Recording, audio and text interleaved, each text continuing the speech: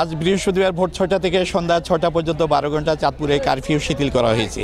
এর মধ্যে কিন্তু চাঁদপুর ঢাকা নৌপথে বেশ কয়েকটি যাত্রীবাহী লঞ্চ চলাচল করেছে। যাত্রীবাহী লঞ্চগুলোতে যাত্রীদের উপচে পড়া ভিড়ও লক্ষ্য করা গেছে। গত কয়েকদিন দেশের যে পরিস্থিতি ছিল সেই পরিস্থিতিতে চাঁদপুর ঢাকা নৌপথ সহ আরও বেশ কয়েকটি নৌপথে যাত্রীবাহী লঞ্চ চলাচল একেবারে বন্ধ ছিল। তার মধ্যে অনেকটা আশার আলো জাগিয়েছে চাঁদপুর ঢাকা নৌপথে যাত্রীবাহী লঞ্চ চলাচল। সকাল 6টা থেকে 10টা পর্যন্ত অর্থাৎ এই 4 ঘন্টা এর মধ্যে কিন্তু চাঁদপুর থেকে 4টি যাত্রীবাহী লঞ্চ ছেড়েছে। তবে বিপরীত দিক থেকে অর্থাৎ ঢাকা থেকে এখন পর্যন্ত চাঁদপুর লঞ্চ টার্মিনালে কোনো যাত্রীবাহী লঞ্চ পৌঁছেনি।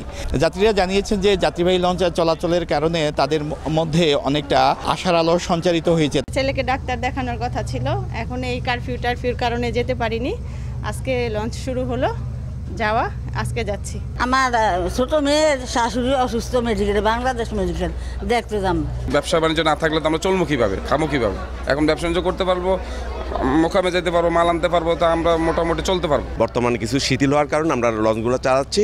তো আমরা চাঁদপুর থেকে 1টা-2টা পর্যন্ত আমরা লঞ্চগুলো চালাবো। অনেকেই গুরুত্বপূর্ণ কাজ এবং কেউ বা চিকিৎসকের কাছে যাচ্ছেন, আবার অনেক বিদেশগামী যাত্রীও আছেন যারা যাত্রীবাহী লঞ্চ চলাচলের কারণে তারা নির্ধারিত গন্তব্যে যাওয়ার জন্য অনেকটা সহজ পথ তৈরি করতে পেরেছেন।